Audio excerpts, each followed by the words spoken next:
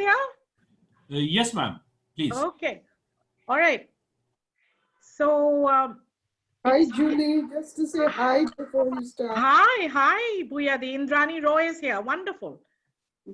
So, on behalf of the Bengal Club and the Bengal Club Library Subcommittee, it gives me a great delight to welcome you all from our remarkable city, Kolkata, as well as places across time zones, far-flung from Montana to Singapore to Toronto and Sydney, to have a conversation on one of our greatest global souls with over 1 million frequent flyer miles, Mr. Pico Iyer. And this is a rather unique kind of book club gathering, I'd say, because it connects our Bengal Club members, readers, also discussants, to the writer Pico Iyer and his book, Autumn Light.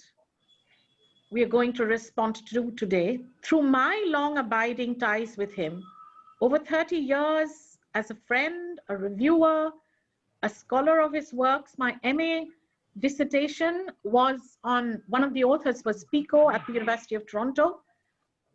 And I'm really thrilled to share a few moments of our connect with you over Bangkok, Singapore, and Toronto. So Mr. Gurudas, our techie wizard, who is at hand, I'm very grateful for that. Could we have the first image of the email which Pico has sent yesterday? Sure, ma'am. Thanks.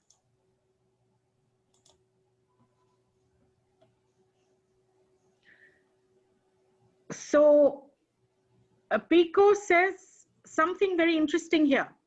Apart from the fact that he sends us greetings to the members of the Bengal Club, the president, to all of us, to the subcommittee, he says, I just heard 20 minutes ago that the book that brought us together, The Lady and the Monk, is traveling into French, one of my most favorite languages, 30 years after it appeared in English. So this seems like an auspicious moment, and we are happy, you know, that I could bring him to you on a connect. And when I told him a few days ago about today's Bengal Club book discussion, what he was surprised by, that is when we did Peter Matheson's The Snow Leopard, the Penguin edition was edited and the introduction was also written by him. So we seem to be having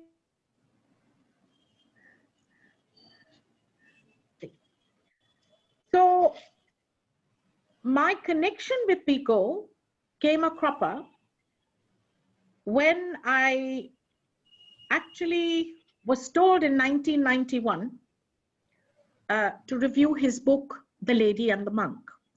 The Lady and the Monk was his second book, but The Lady and the Monk was also a book that ties in 30 years later to the book we are reviewing today as a group of interested members from the Bengal Club, as well as people who are joining us from outside a little later in the program.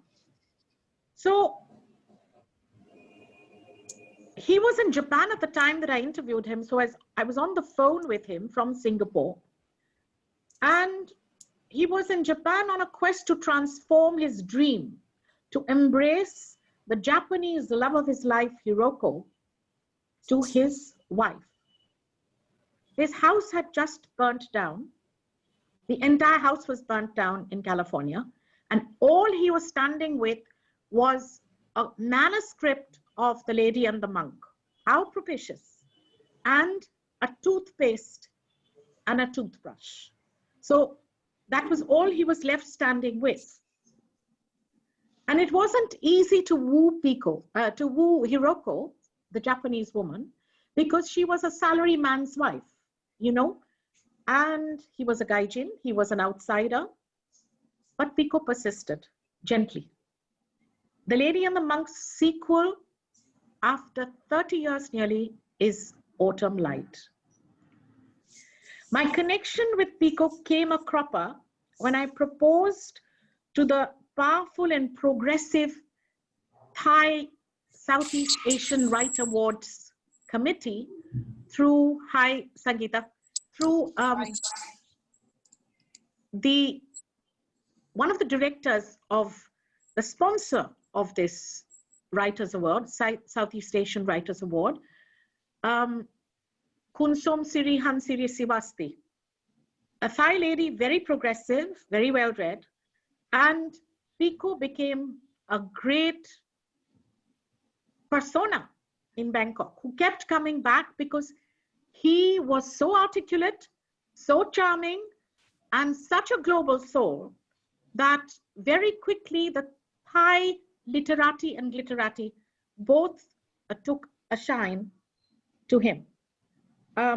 Gurudash, may we have the picture of that Sea Right Award evening with Madam Hiroko? Yes, ma'am.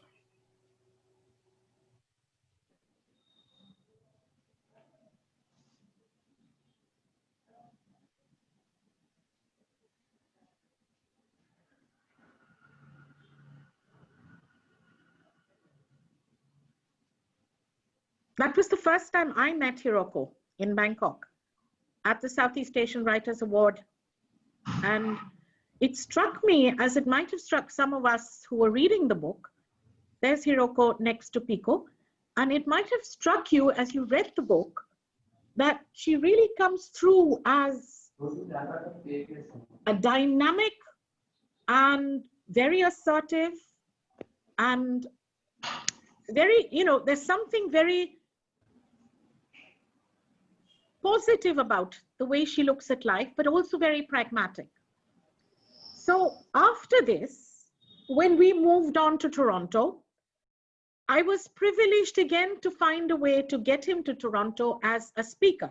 He was, of course, Pico is no stranger to Toronto. Canada is one of his favorite places and generally known as the honorary ambassador of Canada. So Gurudash, the next one, please. The next image in the classroom. So it was a great honor, privilege, delight for my students of a seminar class to meet Pico. And at this course that I was teaching at the time on Asian cultures and literatures in Canada. So there he is. That was a good many years ago, nearly 12 years ago. And he's kept in touch very definitively, and he's had an abiding influence on young people who are diasporic, and not necessarily Asian diasporic, but diasporic literally. Today the Indian diaspora is about 17.5 million people, and the US has close to 45 million diasporic people. So he has been the ambassador of the diaspora as a global soul and has given young people a way to rethink their ideas of identity, home, and belonging. So without further ado, let me leave you now for, I think, about 3 or 4 minutes to hear Lisa Marie Chen, who says over 18 years since she first met Pico in our class as a class visitor, and he came to give a lecture at the University of Toronto, in 2008, I think it was, and she will tell you why it has affected and affected her both in this encounter with Pico and shaped her idea of reconsidering her identity. She was born in Canada, born in Toronto, but she's a Hakka Chinese. Her parents are from Tangra. So there's a huge connect today, and I'm really pleased that I can share this with you. So Mr. Gurudas, shall we have Lisa Marie Chen's short video? Yes, ma'am. Thank you. Hello, this is the Bengal Club. My name is Lisa Chen, and I'm zooming in from Toronto, Canada. Isn't technology grand? In a time where social distancing and shelter in place have become the new norm, technology has enabled us to stay connected to people no matter where they are. Case in point, I'm coming to you from across the world to talk about Pico Iyer and his new book, Autumn Light. Well, technology and of course our dear friend, Julie Mehta. Let's start there. Julie and I met over a decade ago when she was teaching a course called Asian Cultures in Canada at the University of Toronto. This course came at a very interesting point in my life where I was turning inwards, trying to figure out my own identity and determining what I was going to do post-graduation. In that brief semester, Julie introduced us to Pico Iyer and his book, The Global Soul. Like Pico, I myself am a bit of a hybrid. I was born in Toronto and to parents that were born and raised in Calcutta. You can imagine that makes for a very interesting cultural upbringing. I found great comfort in reading Pico's stories. And as luck would have it, that same year, Julie and I would have the opportunity to host Pico on a visit to Toronto. This was a lifetime milestone for me, being able to spend a few hours in a car driving around the global soul himself. It was enlightening, to say the very least. I went on after graduation to start an Asian Canadian lifestyle magazine that explored cultural duality, having the fluidity of not being tied to one place or time. And when it was time for me to move on from that, I found myself chasing the wonders of Japan, eventually studying at the Keio University in Tokyo, pursuing an MBA, working for Toyota after that, and now back in Toronto working for IBM. This constant motion of mine moving between places and cultures really began in that classroom with Julie. Her passion for exploring cultural identity, her appreciation of history and experience, and her wealth of knowledge, combined with Pico Iyer's insatiable curiosity for life and profound writings and contemplations on its meaning and purpose, have been a fundamental source of inspiration and creativity for me. And I wish that we could all be there in person to celebrate both of these individuals and their contributions to the world. There was a part in Autumn Light where Pico recounts a story about his wife asking the Dalai Lama about her aging parents and what to do about it. His response, "Spend time with them, don't spend it here," reminded me of the importance of family and friends, taking time to spend with the people that matter most and prioritizing genuine connection above all else. So when Julie reached out to me, I was not only happy to reconnect with her after almost a decade of not seeing her cheerful face, but also delighted to be able to share my story of how that brief encounter with Pico Iyer would influence my life and how his words can still teach me to look at the world around me in a different light. So I trust that this message will find you well and in good spirits as we head into the end of the year and hopefully move towards some sense of normalcy. I hope that you enjoy reading Pico's stories together, and I look forward to hearing how his words will inspire you and your journey wherever they may take you. Take care and stay safe. Goodbye. So Pico is aware that he is an outsider or a gaijin in the highly stratified country that he loves, Japan. But he feels he belongs there, and it is the home that he feels he belongs to most of all the homes that he has. I'm going to read you a short paragraph from The Lady and the Monk, which will put us in the mood, I think, to investigate, explore, interrogate Autumn Light with our members first. So here goes.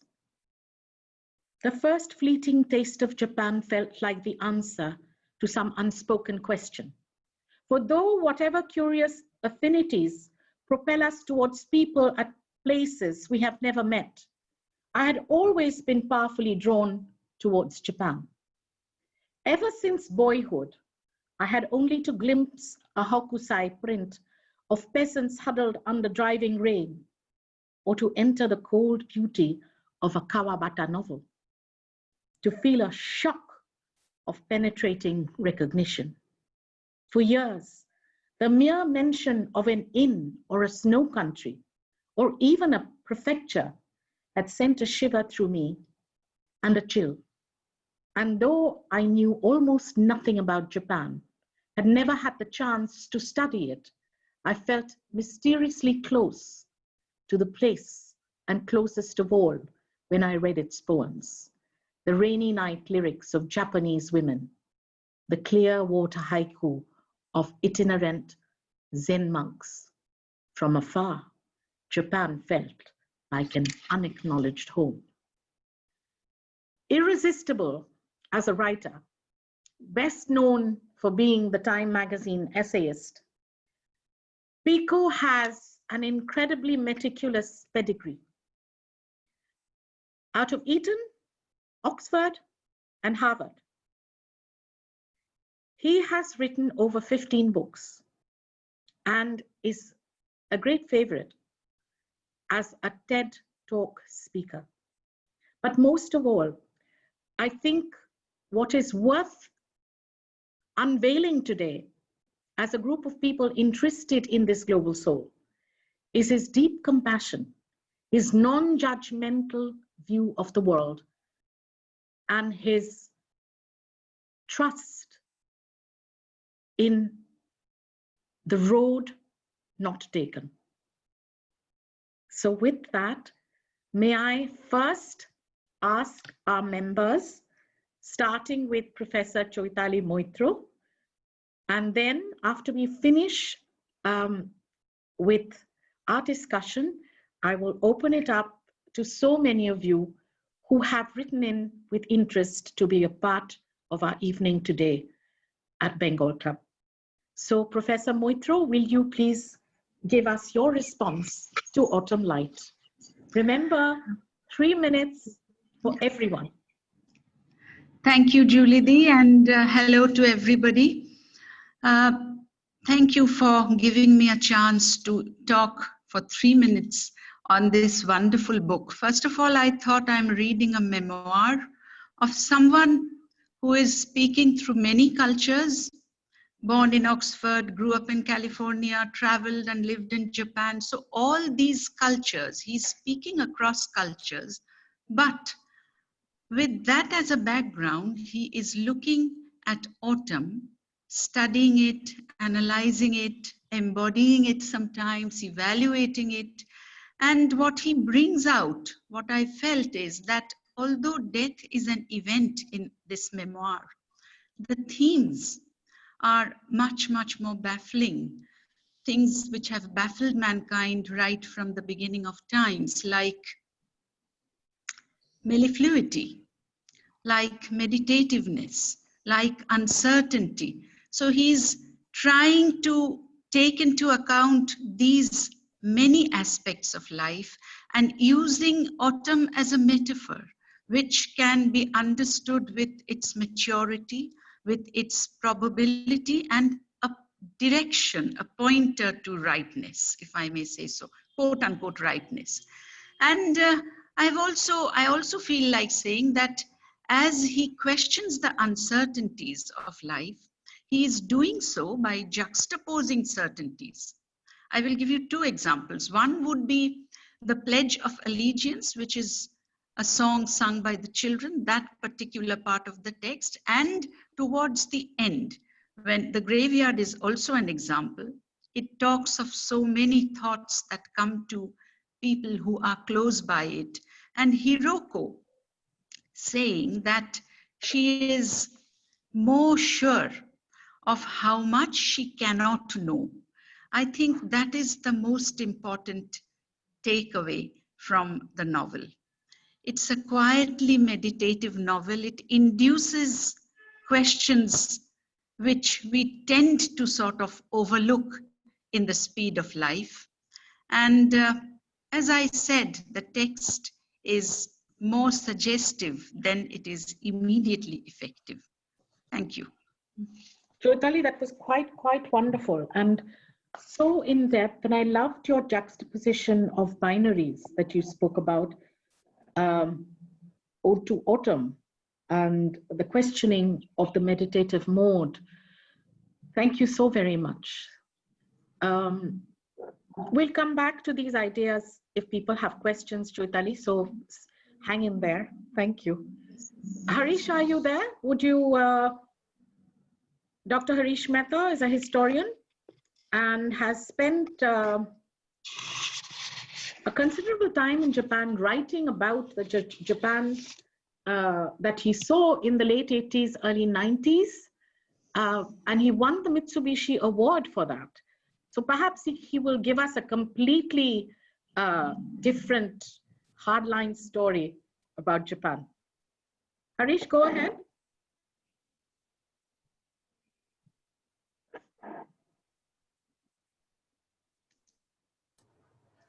Unmute yourself, Harish. Unmute yourself. Okay, is that better? Yeah, much better. Right. So a very good evening. And so while the book is meditative, it's a discursive journey through time, which uses autumn.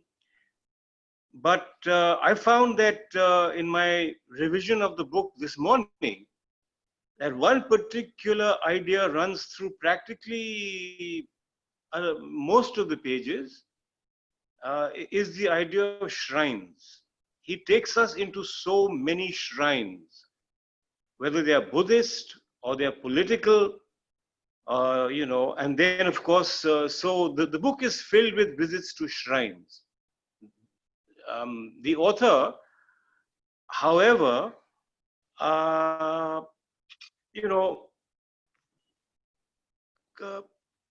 doesn't connect some of these shrines into a larger, into a very discernible, clearly discernible pattern. So these shrines exist as he and Hiroko visits them through seasons, through time. So we visit the Kibone shrine, the Susano shrine. We meet a Zen master in charge of 370 temples. We meet Fudomyo, the god of fire. Even the Dalai Lama appears at the temple in Ishinomaki with him. And eventually we also meet, we get to see a certain version of the Yasukuni shrine. Now I want to focus right first on the Yasukuni shrine because at the time when this book is set, the Yasukuni shrine was the most controversial one throughout Southeast Asia and America. But Pico doesn't mention its wartime significance or even alludes to its controversy. He seems to remain distant from this very definitive controversy and a very troubling one. He would not dare to open it, to pry into it. He wants to leave everything unruffled in a meditative trance. The Yasukuni shrine is important because it's a shrine to war criminals of the Second World War that had committed massive atrocities across Southeast Asia. The shrine has a complex within it where at the entrance of a museum in that complex is an exhibit to the death railway, where over 100,000 Southeast Asian workers died under Japanese control when Japanese forced them to build the railway. There's also a shrine to the kamikaze bombers. So by and large, Yasukuni shrine celebrates the warlike impulses of Imperial Japan, not just of the Second World War, but of prior wars. But the United States has objected as well to the celebration and the visits of important political leaders and others to this particular shrine because there are Class A war criminals in it. Class A war criminals is a category of war criminals who were tried by the Tokyo and Nuremberg trials post-Second World War and found them of direct involvement with massive genocide across Southeast Asia.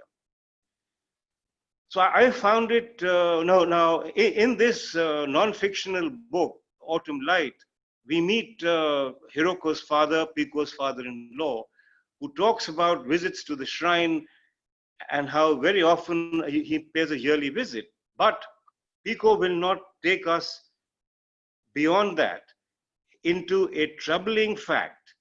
He leaves the troubling parts of Japan and Japanese society out of the book. As I found, he leaves other troubling parts of Japanese society, its patriarchy, its treatment of women, etc., out of the book. So the book remains a sort of travel between California and Japan, where autumn leaves are falling. And I thought it's a very pretty account of things as he lived and saw them. But it surprised me that he didn't include some of these very troubling parts of Japan. So, you know, Hiroko's mother, for example, in one piece, have I crossed my time?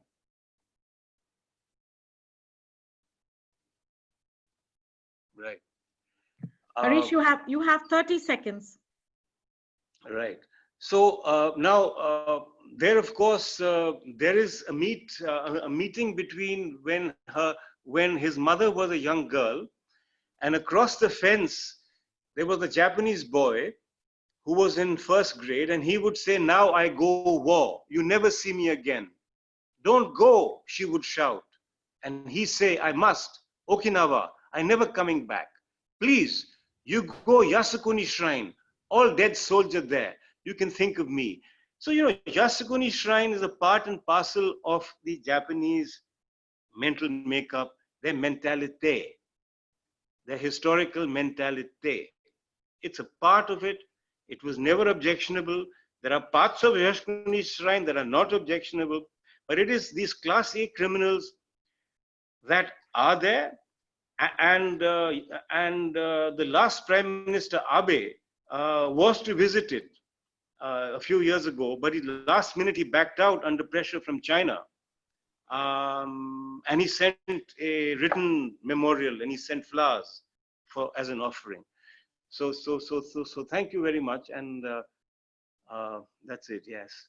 Thank you, Harish. That's a definitely out of the box reading, and from the pretty ones you'll get from us, because we are most of us are literary minded and great fans of Pico. So you bring a lot to the table. Thank you. Okay, Sangeeta, are you around? Sangeeta Kichlu, are you there? I can see you, but I can't see you. Okay. So Sangeeta, are you there? Sangeeta, unmute yourself. Sangeeta, unmute yourself, please.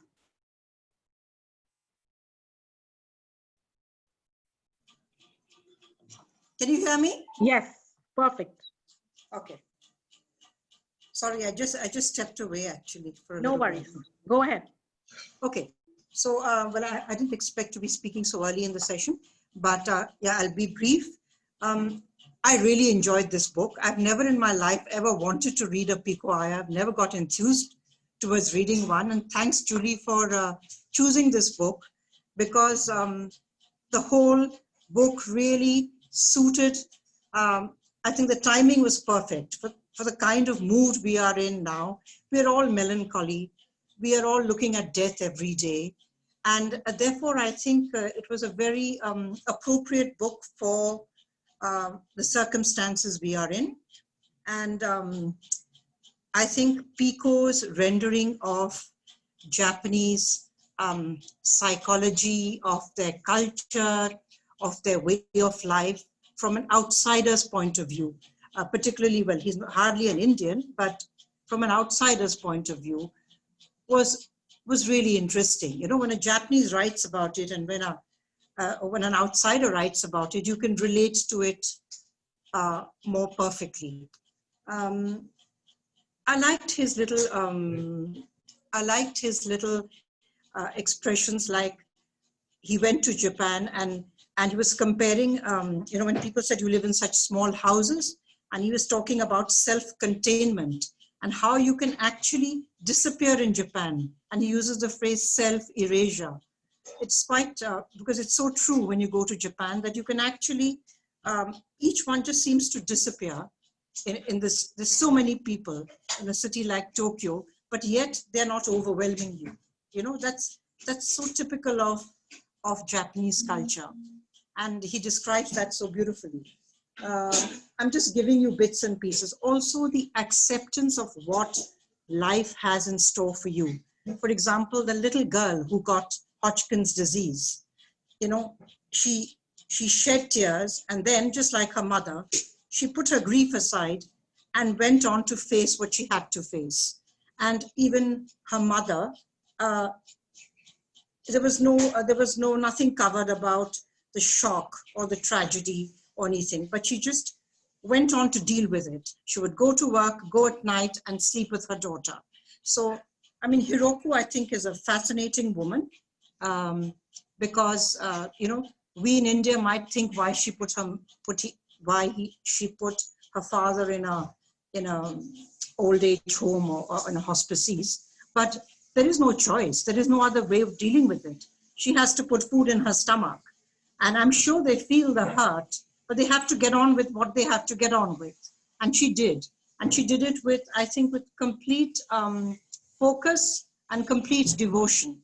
You know, devotion to her father, devotion to her duties, devotion to her forefathers, which form the spine of their lives, actually. What I really liked is how death is addressed, the acceptance of it, almost the reverence of it, you know, and that is something which really touched me in this book. And what else have I taken away from? Yeah, well, I think that's all. Everybody else will cover other aspects of the book, but I love the book. I love the mood, the tone, the language, the expression. And although there was no storyline, there was no timeline, it just went back and forth. It was very enjoyable, and thank you for choosing the book.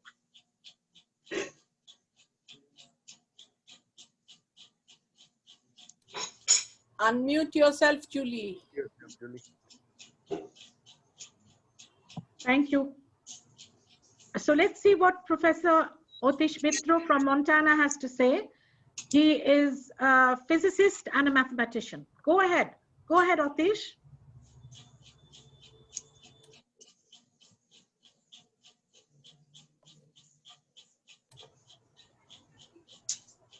Otish, are you there, dear? Yeah, please unmute yourself. I have to unmute myself, yes. So sometimes the person is inexplicably drawn towards a place, and we really cannot explain it. I mean, for Pico, it would have been natural if it would have been England. He went to school there for 10 years, I guess, in a boarding school, or America, where he worked for a while. But even India, because his parents are from India. But it cannot be really explained why this affinity towards Japan he felt when he happened to stop on an unplanned layover. I think he went out and he liked the country and he moved there, and he fell in love with a married woman and eventually got to marry her. So, but he makes it clear throughout the book that he knows that he will be always a gaijin, an outsider there, and there's impossible to blend into that particular community. So that is very interesting. I really liked his descriptions of beauty, both natural, as in the theme of autumn that persists throughout the book, and also human-made, like Harish said, of all the shrines he described. He has a very keen eye and a flair for description. What I felt very interesting is, and natural probably as an author, he almost made autumn into a protagonist here and talks as if almost with a spiritual reverence. So, for example, I quote here, when his wife asks if he's writing a book on autumn, he replies, "Not so much a storybook. If autumn is a religion, it's something you recite," he says somewhere. And it almost reminds us of similar feelings that Thoreau had sitting by his pond in Concord with his almost religious attraction to nature. Autumn seems always to evoke this sort of wistful yearning in people, in creative people, like we know, with this mellow fruitfulness and so on. So he relates all places to autumn also. Somewhere he says in the book, I quote again, Nara is a monument to autumn. I think he talks about the natural beauty of Nara with the animals, deer everywhere. And I think there is a season in Nara, I think it's in October, when deer accumulate to hear Beethoven's Ode to Joy played in some old instrument. So this is interesting. And finally, he relates autumn very wistfully to the very natural inevitability of aging in our parents when they get old and frail. And his mother, for example, in California, in this mansion-like house, living alone, and Hiroko's mother in Japan. She lives close, but still she cannot live with them because of space restrictions and other things, as was mentioned earlier. So this inevitability of old people, he relates to autumn. I think, again, I quote, he says somewhere, we cherish things as they cannot last. And all over throughout the book, this autumn is related to both human things and natural things. And I particularly enjoyed that. Thank you. Thank you, Atish. I guess the trope of time appeals to you as a physicist. So understandably, you've invoked that idea of impermanence and permanence quite effectively. Atish, thank you for that. Professor Durga Sinha, old college schoolmate of mine. She's actually a professor of management studies from IIM Calcutta.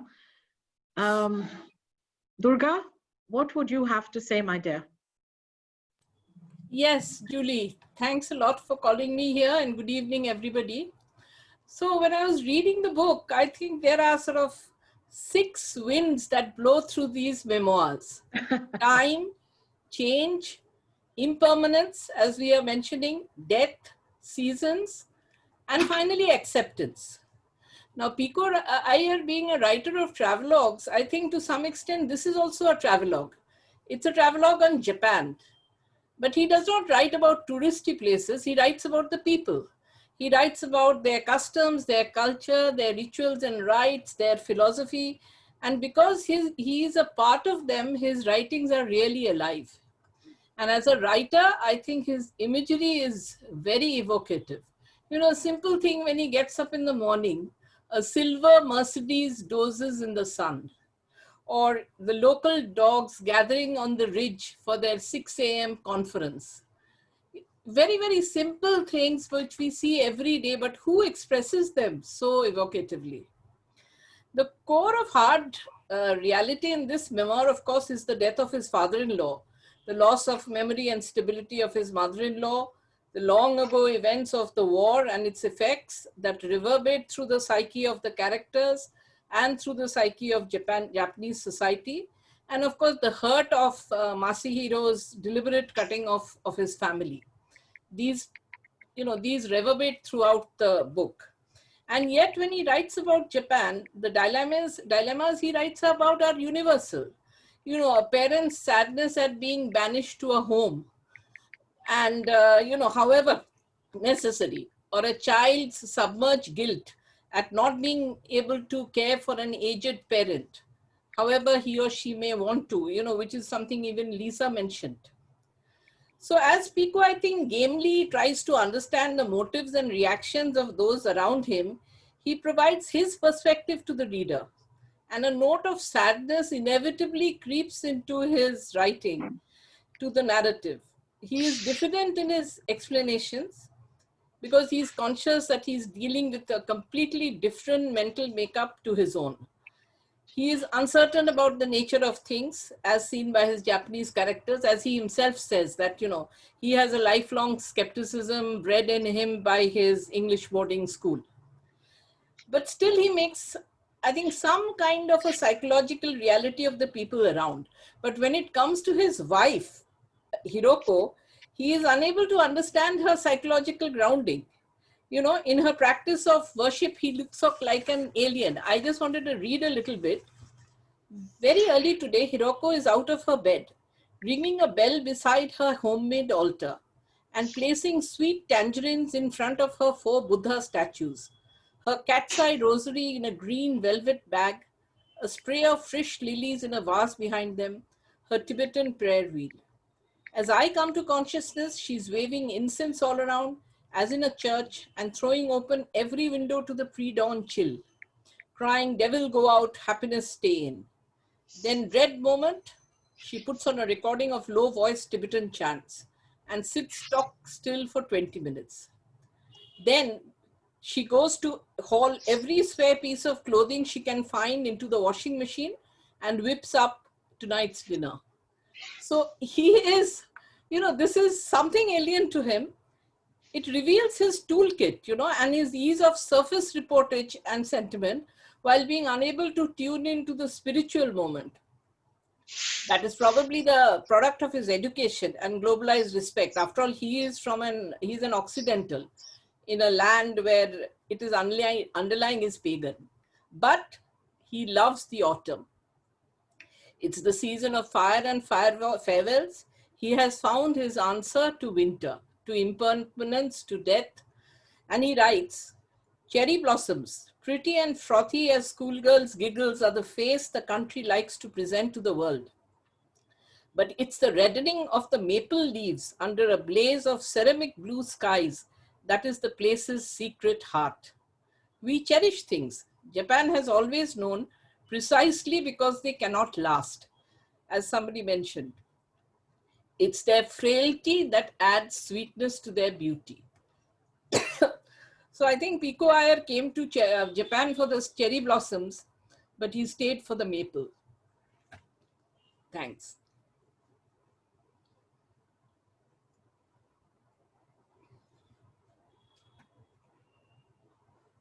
Please unmute yourself, Julie. Thanks, Ati, for reminding me. Mr. Probit Dashgupta, are you there?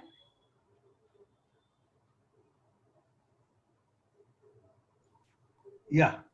Great. Looking forward. Go right ahead. Also a physicist. So let's hear his perception of August light. Thank you, Julie. Actually, I just wish to dwell a little bit more on the concept of impermanence, which Pico has very forthrightly and rightfully brought across in this book. And this sort of permeates, it's a continuous sort of thread across the book. And along with this, this thread of impermanence is the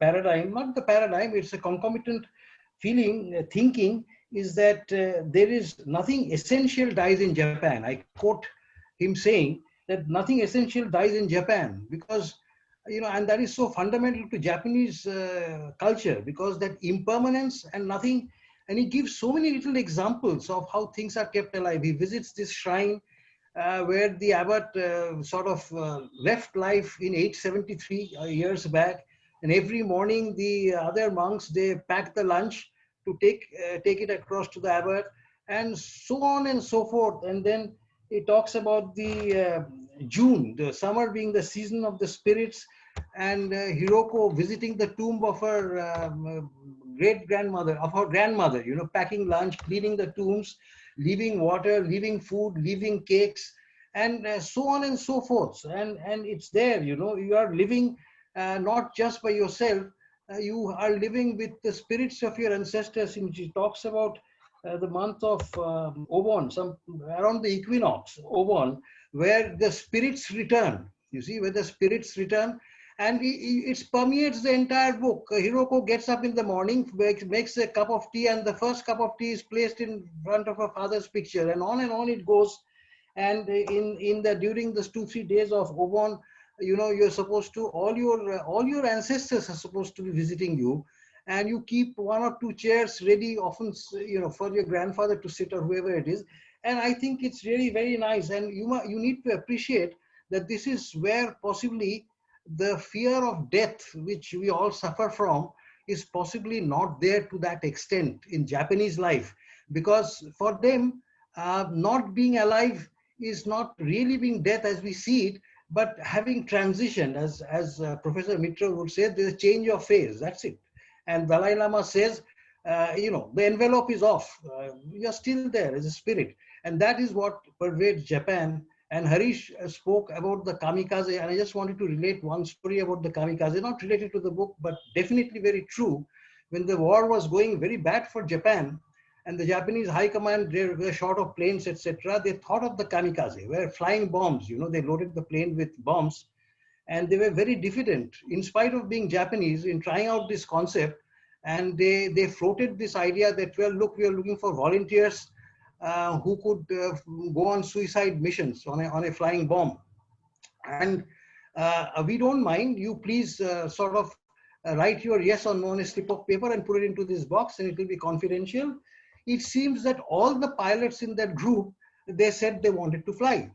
And then the person in charge of this sort of selection, he was in a fix. He said, okay, we'll draw lots. So he drew lots to find out who the 2, 3, or 4 pilots would be who would go on the first kamikaze raid. And when it was selected, everyone came to congratulate these 4, and the others wept in the corner because they said they were unlucky, had not been selected.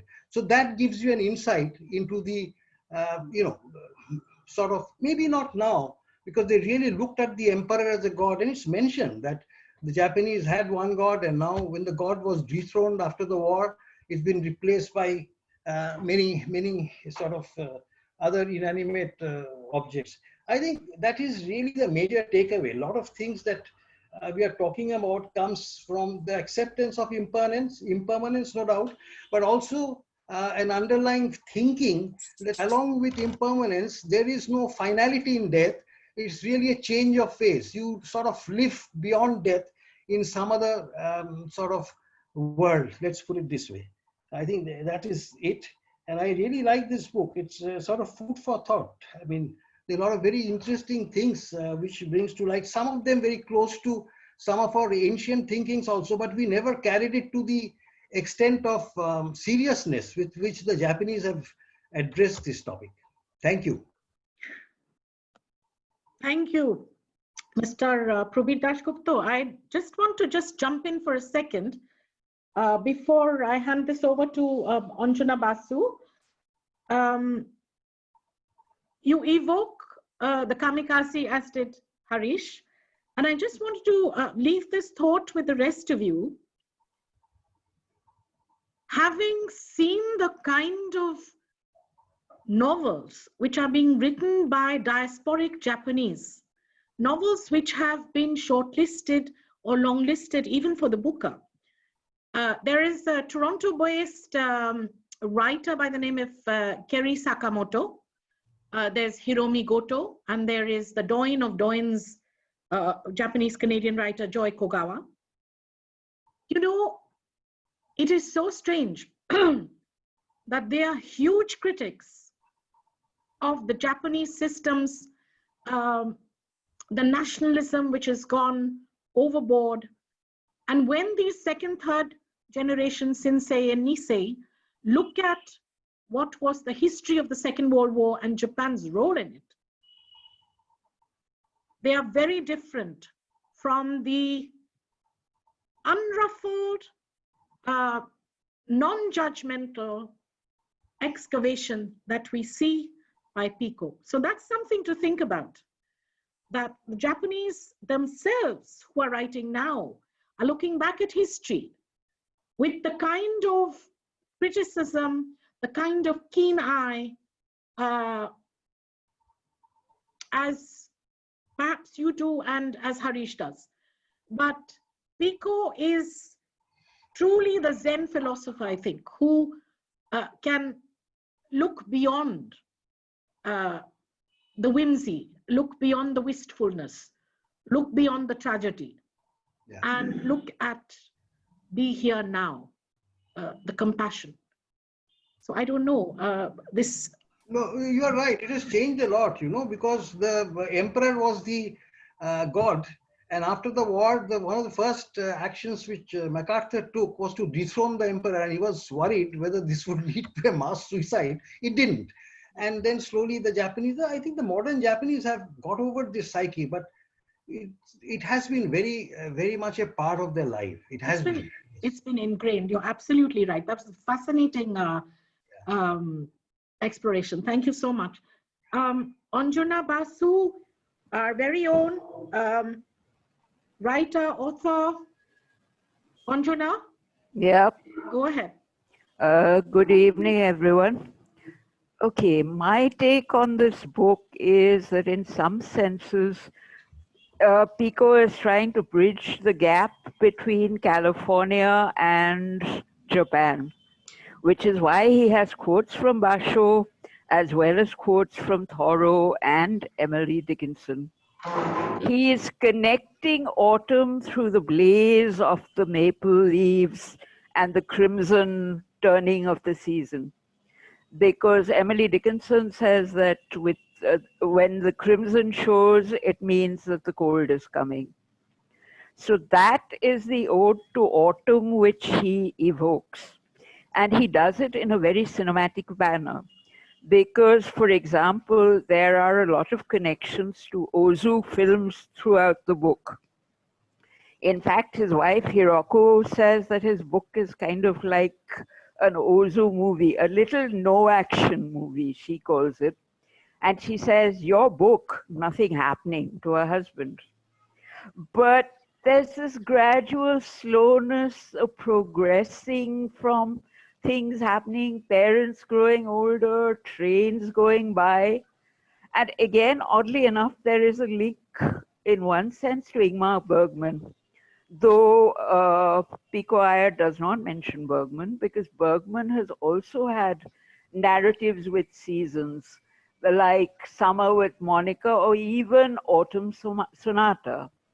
So this kind of interiority which he explores actually moves between East and West.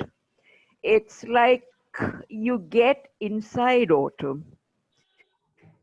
In fact, Iyer writes that the season is a kind of religion, I think, to which we offer poems and petitions. But it's not one you believe in so much as simply inhabit. So what he is doing is inhabiting autumn, the shades, the colors, the things that come with it.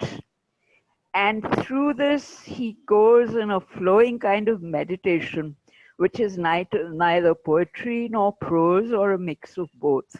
In fact, you might even call it a haibun, which is a Japanese form of poetry which doesn't really exist in English poetry.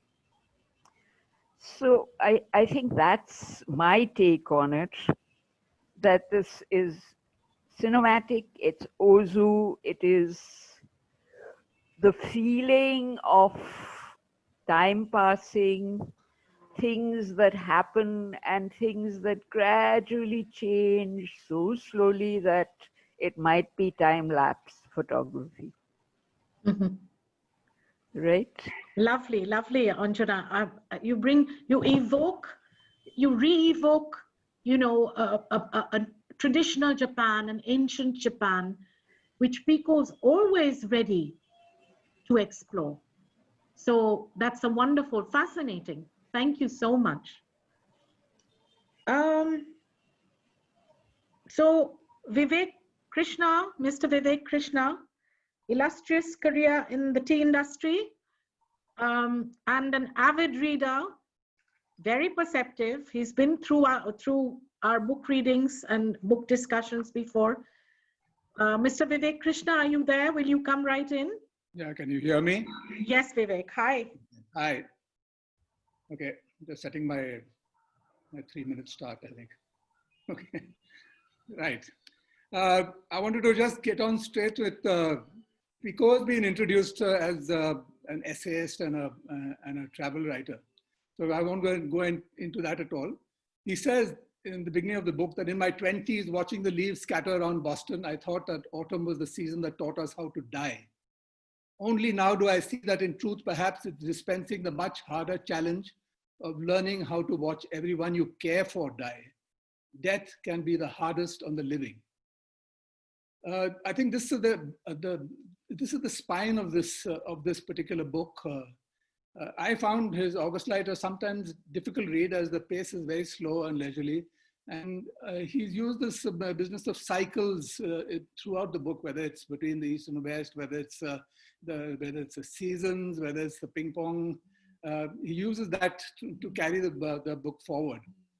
The metaphor of the changing seasons, of course, is autumn and spring as harbingers of change. And his style is almost a stream of consciousness as he stands back as an observer of events taking place around him, even as he is very much a central character in the study himself. The constant travel and pull between East and West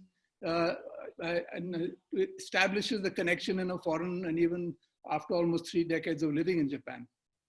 Starting with the death in the family and all that personal loss entails, his strong use of language leads us through what is a difficult topic.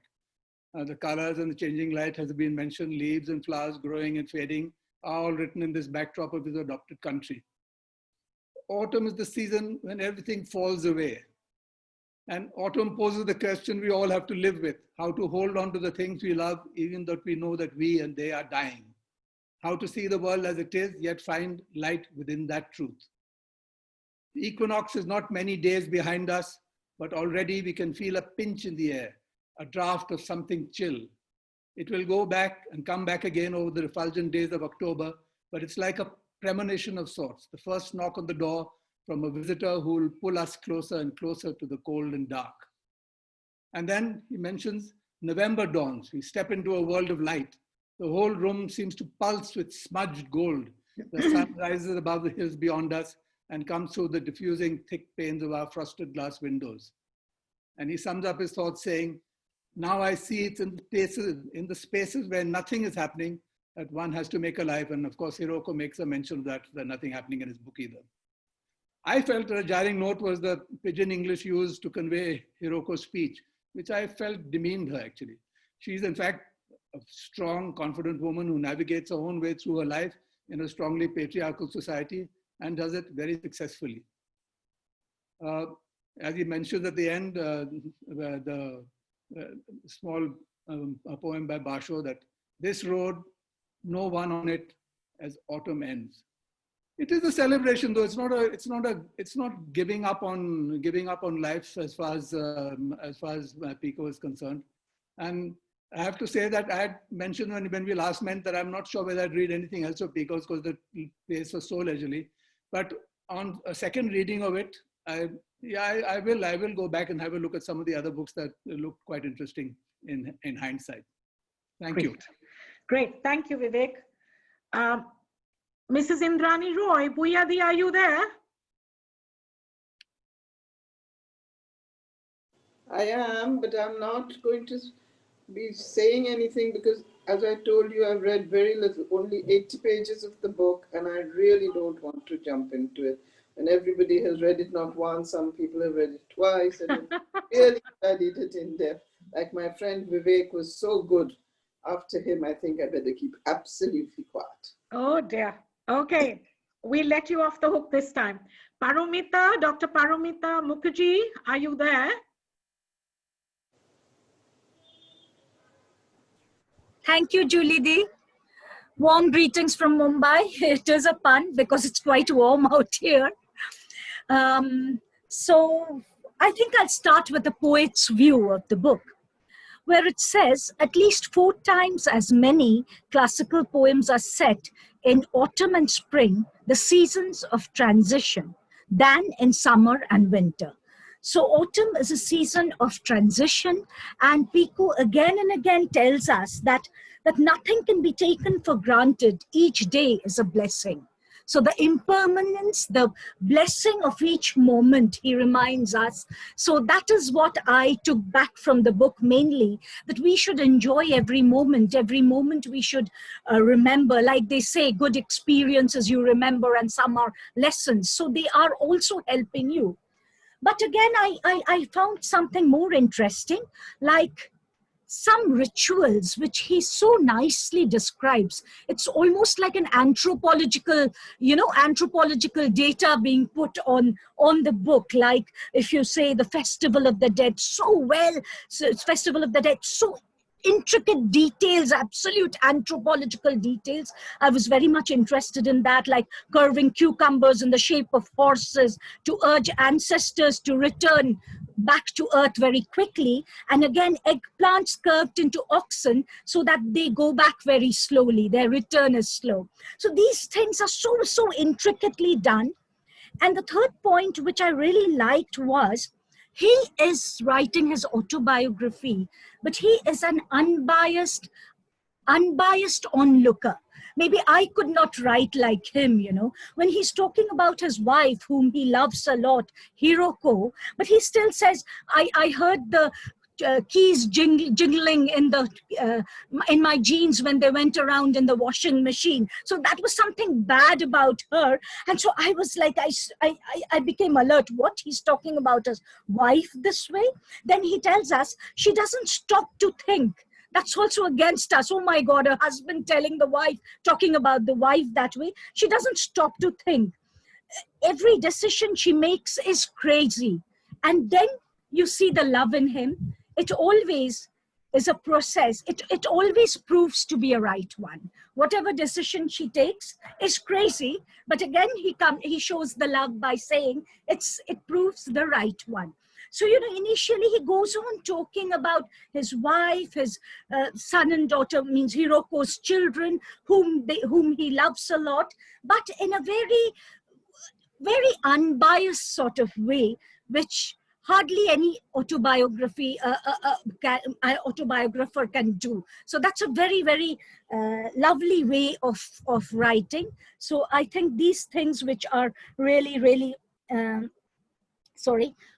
I really liked. And he talks about Masahiro, the brother of Hiroko, who is quite irresponsible. I think we see quite a lot of them today. So it's quite relatable. And then again, I think this is what, and he goes on talking about the impermanence, which I really love. So I really liked. There was a poetic element in the book, which I really liked. Thank you, Dr. Paramita Mukherjee.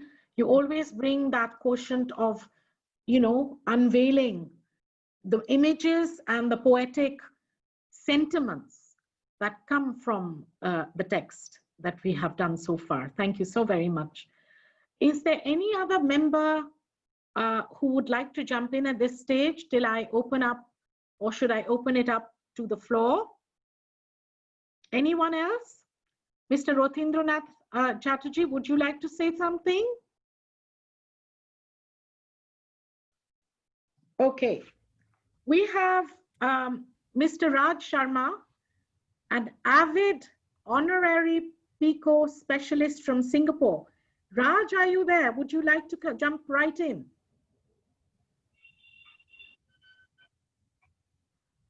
Yes, hi, Hi, Raj. How are you? Well, thanks for having me log in for this. I have sort of been, I think, going back, a few decades, I'd say some of the more influential authors who write in English with roots in India. I'd say definitely one of them is Pico Iyer, the other one being Vikram Seth, and of course Salman Rushdie at different stages over the last few decades. But clearly, the first book that I read of Pico's is definitely not Autumn Light, is Video Nights in Kathmandu, which was to sort of characterize what has been touched upon by several of the participants here, is the perspective of the outsider looking in, somebody from the West looking on into various parts of Asia. A remarkable essayist. And if you haven't read his work. I think it was published in Time maybe around 20 years ago, which really sort of, in my mind, established him as someone fairly peerless when it comes to the grasp of the English language. Maybe I would say perhaps Christopher Hitchens comes close, or probably in the same league. And it's a very simple essay. It's called In Praise of the Humble, comma. Do look it up. It's available on Google. So when you sent me the link to this Zoom session, I said, okay, let me just go down to the National Library here in Singapore and see if I can pick up the book, which I have. And there are two themes that really strike me. One is the theme of the outsider. So if you look at his personal background, if you look at his peers, he's someone in his, what I'd say, early 60s, mid 60s right now. 63, yeah. Yeah. And born to, a couple of Indian academics who first met in Bombay, a little atypical than most of the rest of the Indian diaspora of that generation. You have his father is Tamilian, his mother is of Gujarati stock, and he ends up growing up in the UK, right? And then la-di-da, he ends up going to Eton and then Oxford, and then of course Harvard, and eventually picking up a job with Time magazine from a payphone in Sardinia, if I remember correctly, right? So very unlike a lot of the other writers of this genre. Clearly, I can think of, reminds me a bit of, there's a little touches of Bruce Chatwin, a little bit of Jan Morris, who recently passed away, but fairly peerless when it comes to capturing the essence of a place, its people, and a sense of time. One of the things I think is his background that really tethers him in a way that allows him to move so fluidly between different parts of the world and different cultures, right? One of the things I think of is that really allows him to dispassionately take a look at, life in the East, right? And clearly, when he says, and I'm quoting here from the book, this is the second theme is this element of time and the cultural aspects of being in Japan, right? The evocation, he says, it was in autumn that I first got upended by Japan, right? And realized that not to live here would be to commit myself to a kind of exile for life, right? And obviously the draw is enhanced by his meeting with Hiroko, the initial birthday party where they meet, and then of course they're going to have a relationship. And right throughout, there's this motif of time. Right from the very beginning, he invokes Basho, right? How happy to see lightning and not think time is fleeting, right? So there's this aspect of which is of course interspersed with his personal stay there, and again the devotion of a traditional, I would say Indian son, Indian child, looking after an aged parent, continents away, right? Going back and forth, 6 months in the US and then back to live in a tiny 2-room flat at the edge of Nara, right? Where deer just frolic around the Tokiaji shrine and are seen very much a part of the daily life, right? So obviously the others have talked about the personal autobiographical aspects of life in Japan, but I think it's this cultural thing that he sort of discovers, right? He talks about, I moved to Japan to learn how best to live with less hurry and fear of time. I think that's what he tries to bring across to the reader, right? The aspect of impermanence, the fact that they will be close to dear loved ones who will pass on. It's Hiroko's father dealing with an aged mother. And of course, the estrangement with Masahiro and the family, right? And the fact that so much of this is embedded in their culture, and you have the school kids. I think it was Durga talked about the pledge, right? And I'm just again quoting from the book. Bright though they are in color, blossoms fall. These are the 47 syllables of hiragana that the school-going child in Japan recites every day, right? And I can't think of, I mean, we had something similar, in some of the schools, so, from darkness lead me to light, that incantation. But this is different, right? And it says, which of us escapes the world of change? Can you imagine as a primary school kid reciting this every day before you go to class, right? And I actually found that it's fascinating, this contrast between this aspect of high-tech Japan, bullet trains, and you have this sleepy neighborhood at the edge of Nara, and then you have Hiroko, who was like, as she says, my son say I've only accelerator, no brake. She's, go, go. It's like somebody you would find, in Manhattan, on the way to work, stopping by a Starbucks, getting their soy milk latte, and then, you're on the train, right? But then this is contrast from a culture's perspective where, there are these rituals, the offerings she makes to her deceased father at the altar, right? Right down to the tangerines and other things. Very quaint and very unique about Japan. And I think it's very much there in the language, right? If you remember, I don't know, for those who've read The Lady and the Monk, again, autumn, right? I'm trying to quote from memory. It says, Onnan no kokoro aki no sora. An autumn sky is like a woman's heart. And for anyone who's tried to capture, say, a sunset with the dappled lights, and the myriad hues that you see, captures in a sense the fleeting emotions that women have, and that's reflected in different ways in their interaction with the rest of the world, right? It's very quaint, very Japanese, right? And then words like, I don't think this is there in the book. There's something that I know from my visits to Japan, komarobi, which is the word to describe the dappled light coming through the leaves, right? So this is something very endemic to who they are as a people, as a culture. And I think capturing that in a very personal, autobiographical way with his family, with Hiroko's kids, his mother continents away, and dealing with the impermanence of it all, right? And trying to live in the moment with the emperor and empress by the ping pong table in the studio, right? Through his visits to the convenience store, right? And just that fine eye for detail, right? So it's as if you're there in Nara, following him around, with a GoPro on his head, just sort of soaking it all in. So I think a remarkable book.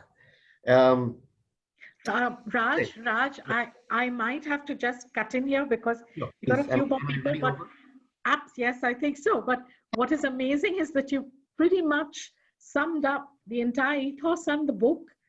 And I can't thank you enough for that. Well, thank you. But I'm thanks just for inviting me. Thanks for inviting me. Very welcome, very welcome. Yeah. Very, very rich pickings. May I move on, Raj? Is that okay? Yes, please. Thank you. Okay. So please keep to your 3-minute limits. Professor Smita Kothari from Arizona State University, based out of Toronto. Smita has been a loyal friend of the Bengal Club book discussion group. Smita, go for it. Thank you, Julie, for this invitation. My introduction to Pico was of all festivals, the Jaipur Literary Festival, held for reasons unbeknown to me in Toronto about 3 years ago. And he was reading in the Distillery District, which is a very lovely for those of you who've been to Toronto. And he read from Autumn Light, which had just been published, I think. Julie told me why didn't I go and introduce myself, but there were throngs of people at the end of it. So in his reading of the book, he first just began talking about this place he loves, which he calls home, is Nara. And having never been to Japan, the description of Nara with the deer park and the deer flowing through the heart of what is the Nara city was very evocative. When I started reading, going to the book now, what struck me, and I think Vivek already pointed out, just at the beginning of the book, it sets the tone as to what you're going to expect from the book. And I'm just quoting here, which Vivek did. Autumn poses the question we all have to live with: how to hold on to things we love, even though we know that we and they are dying. How to see the world as it is, yet find light within that truth. And what he does in the book, which I find interesting, given that Hiroko says nothing happens in the book, is this slow moving thing, he juxtaposes his trips to the gym, to the tennis, the ping pong, and the characters in the ping pong club, whom he describes very vividly. And again, we are led to meditating about the Empress and the Emperor and the death and the dying there, various members, which he sort of glosses sometimes, but we get a very distinct impression. I'm going to touch upon the things that people haven't talked about. He talks about Hiroko, which many have touched upon, as being this super efficient woman. And in his description of Hiroko's father's death, he dies, we get this picture of this woman who grieves for a moment, and with efficiency is the word he uses for her, packs her mother to a home, a retirement home, because and he's amazed at her efficiency, because after all, what can she do? She has to go to work and she comes back. Later, somewhere in the book, we get this, he's walking with his daughter Sachi, who's marvelously recovered and has now lived abroad for 8 years. And they're walking, and somewhere the conversation veers about the encounter that Hiroko has with her brother Masahiro. And for the first time, maybe, I don't know, it's the first glimpse we get in the book of Pico giving us, or he actually getting, because it's a surprising read, and I'm quoting, she couldn't stop crying. And I'm quoting here, Sachi told me of her famously fearless mother whose emotions in so many color were jouncing around in a kind of washing machine after she met the sibling she so missed and loved. And it so pithily expresses the surface thought that never leaves Hiroko's mind. And I sort of relate this through my own personal history about this brother, Masahiro, who has for 20 years and wrote this 20-page letter to her and to the parents when he cut off relationships. And throughout the book, I kept thinking about, what is it that Masahiro, and then we get this little glimpse in where he's, she says, well, when we were little and the father locked him in the dark closet and he would scream from the dark closet. And it haunted me. It haunted me that we don't get the reasons. The 20-page letter is never revealed, but it haunts you to think, is it the dark space in the closet that he's living through as a psychiatrist or a psychotherapist, and seems to can't get past over it. Autumn seems to be, as many have pointed out, a protagonist in the book. He talks about Autumn as seen, which I thought was very interesting here, and I'm just giving you a little bit from the book. Autumn is a season of subtractions, the Japanese art of taking more and more away to charge the few things that remain. Nothing can be taken for granted.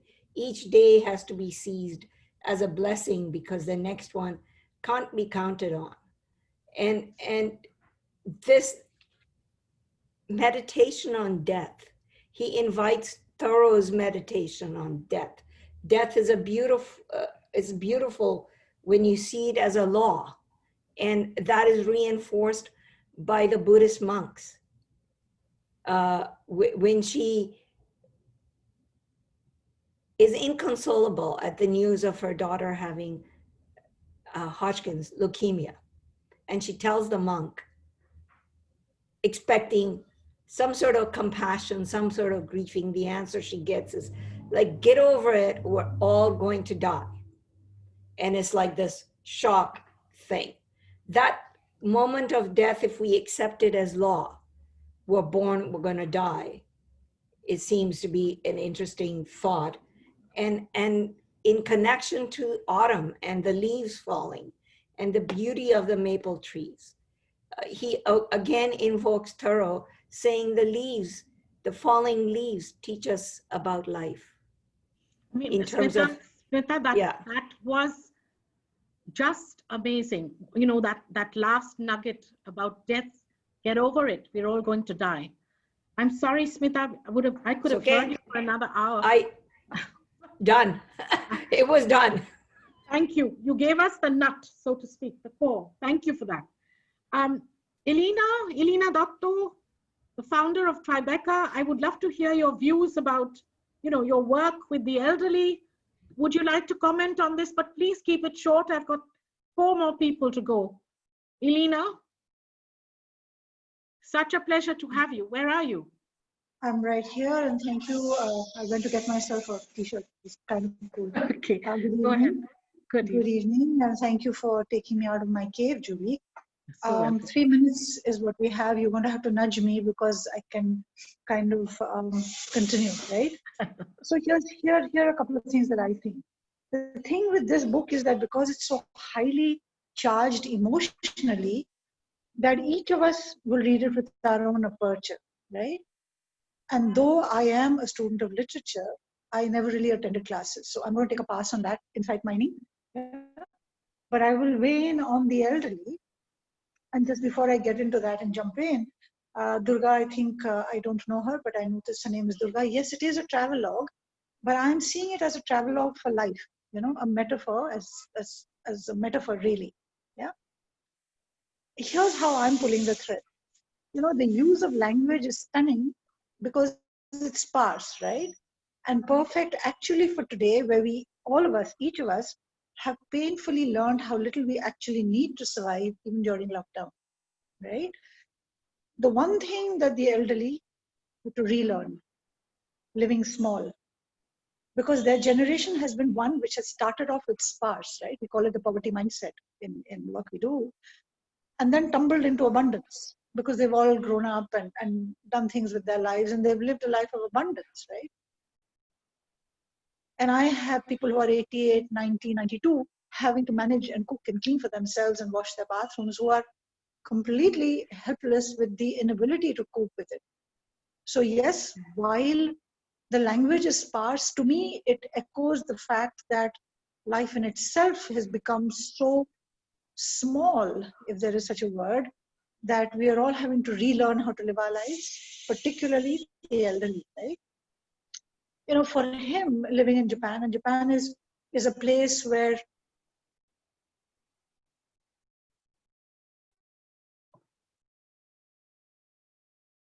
scale. For him, living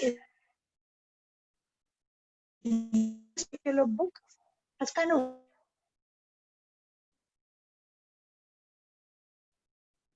time slip in a way.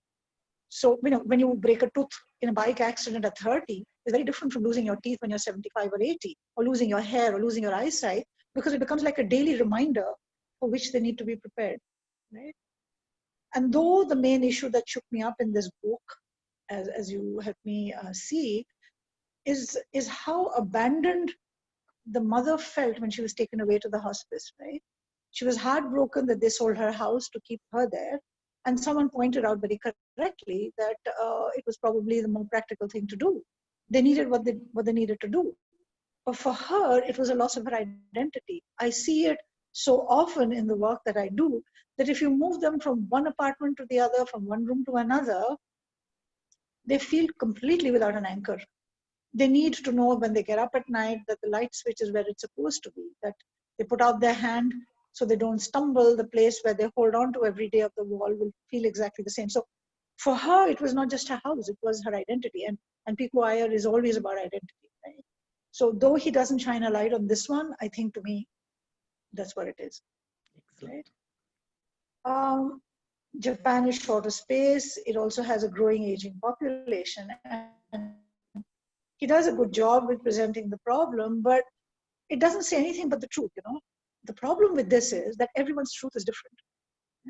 Where this could, in your headspace trajectory, for lack of a better word, could go is again societal condition. In some countries, in fact, in rural and in small town India, maybe even here, putting away somebody in an apartment or a hospice may well translate to elder abuse, which is kept hidden from societal exposure. That people abuse their elderly in their own homes is nothing that anybody will know outside. But in other countries where they've realized that living alone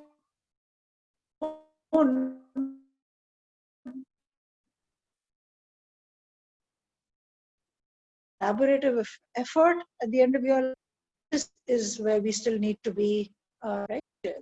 And while I know about Japan's dealings with the elderly, I have a piece of trivia which I will come back to if I have time later.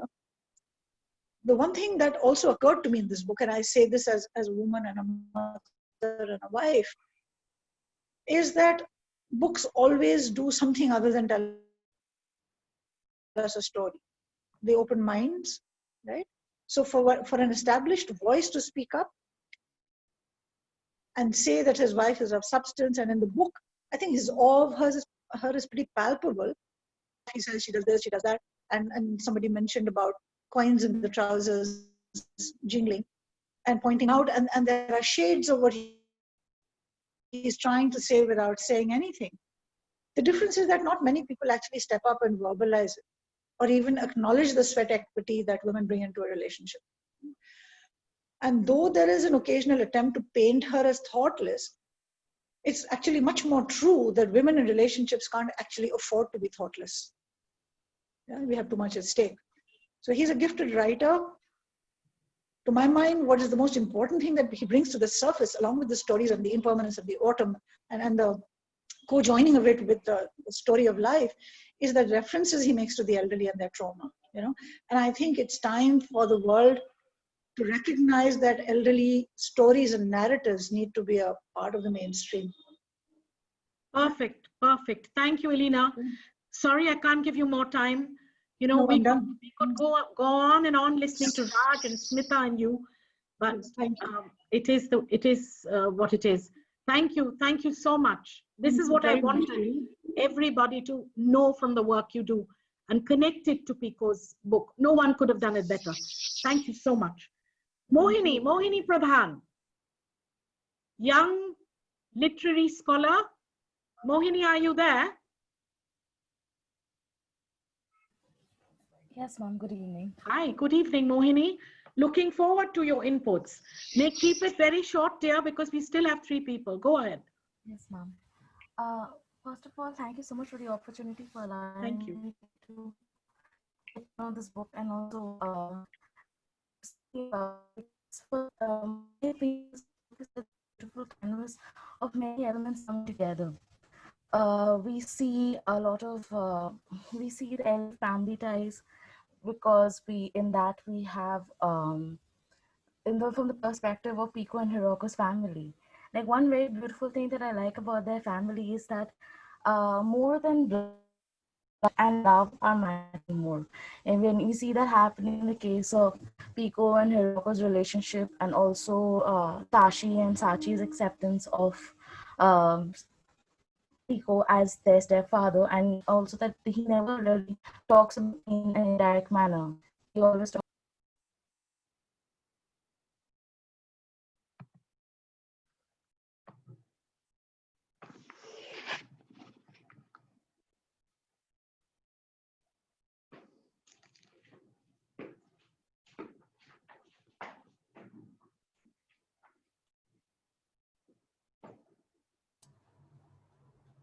Mohini, you have to unmute yourself. Yes, I'm so sorry. I lost my connection in between.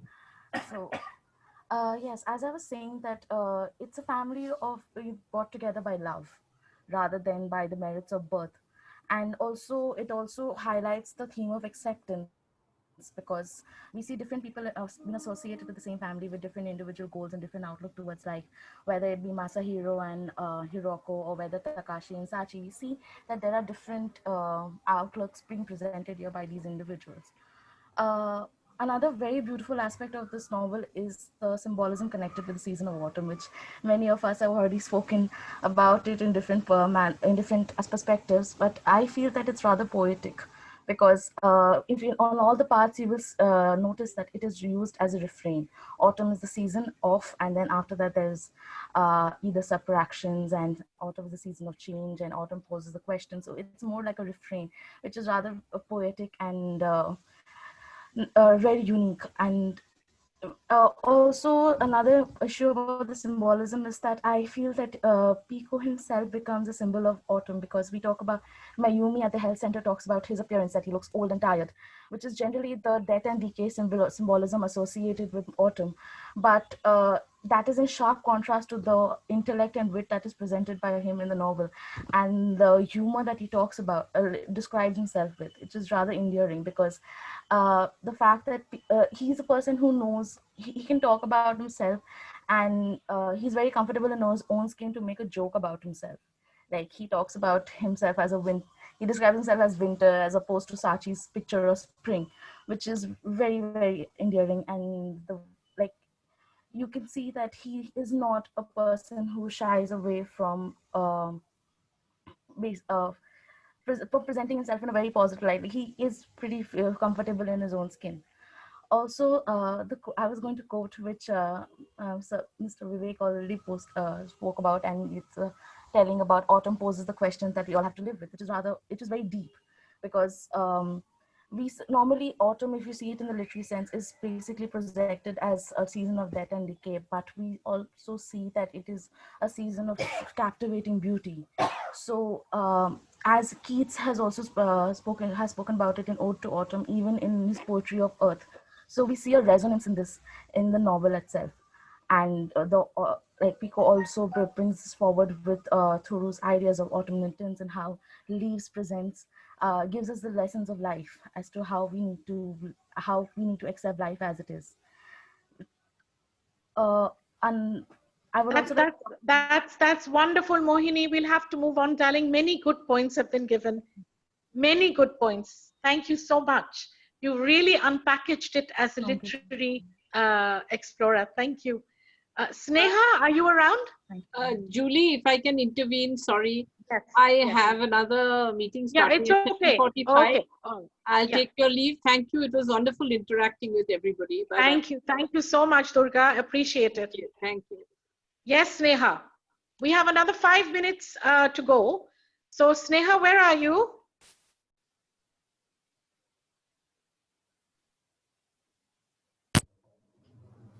Hi, Sneha. Good evening, ma'am. Can you hear me? Good evening. Good evening, Sneha. Go ahead. Yes. Another literary scholar who is looking at this book from a literature point of view. Go ahead. Yes, ma'am. So this book was my first introduction to Pico Iyer, and obviously I was swept with this melancholia and nostalgia, which anyway comes to us when the season of autumn arrives. And what was most striking to me after my first read was how this is a book, this is a part memoir of Pico Iyer, but he is not a, it is about his life, but then he himself is very, I would say, very colorless in this book. It is more about his experiences, and I think that is why, as ma'am you said, I was also thinking of the same, that he resonates with that of a philosophy of a Zen master. He is more of a philosopher than a travel writer. I mean, the ideas that he talks about, the idea of impermanence, the idea of death, and I think Pico Iyer, he looks at life with a lot of gratefulness, and I think that death is the facilitator of that gratefulness.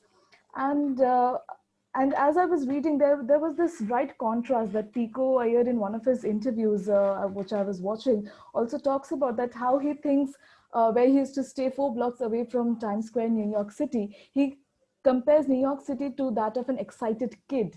And Nara, where the town which he talks about, is that of an elderly person to whom he goes for advice. And that was exactly my first takeaway from this book, that this is a book of wisdom. But then this wisdom is woven into such a poetic manner. And I think that is why this book is very quotable as well. It is every second line is like a piece of a line from a poem. And obviously the idea of diaspora that everyone was talking about, I think he is obviously of Indian origin, but he is nonetheless a Western man. And the most striking thing about him is that he is okay with being on the strict outskirts of the culture. Even after staying for 3 decades, I think, in Japan, he has no longing to penetrate into the culture. As we would see, he has no need to infiltrate that culture. He just resides in the no man's land that he has created for himself. And I think that is just so beautiful. And everything's very poetic about this book, I think. Thank you, Sneha, ma'am. you've made a hugely important point about wanting to remain on the margins and the fringes. And this is exactly what he repeats in his TED Talks. Thank you so much, Sneha. Thank you, That was ma'am. Thank really you for worthwhile. inviting me. Dr. Roma Bhattacharya.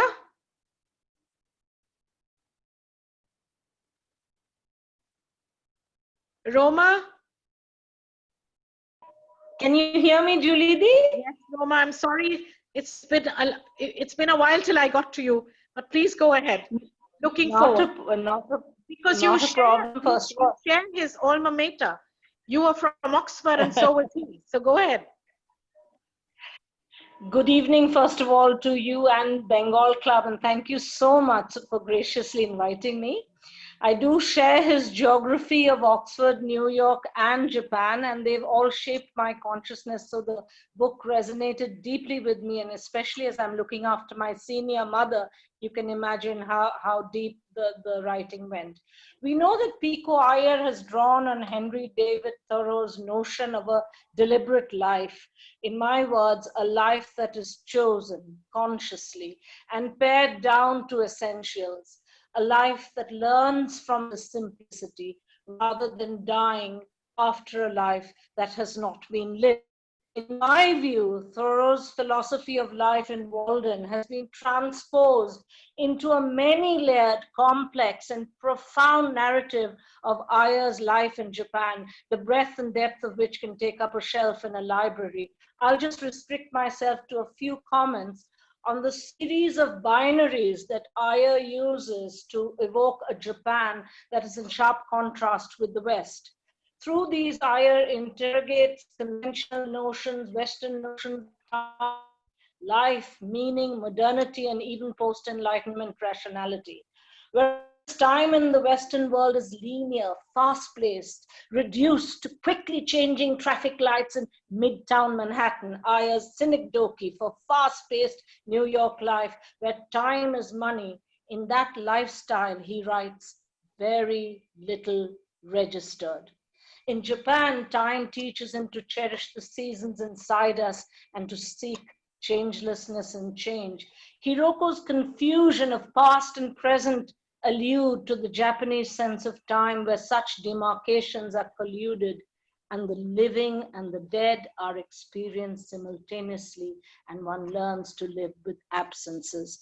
Here, through an antithetic world to the West, he evokes a Japan where he learns about death, life, meaning differently. Pico's Japan is not an exotic site. It is almost an alternative discursive location to the West at many levels, talismanic, including ontological. He quotes, season is a kind of religion which you inhabit. It's a world of rituals, temples, ancient beliefs, spirit world, where nothing is inanimate.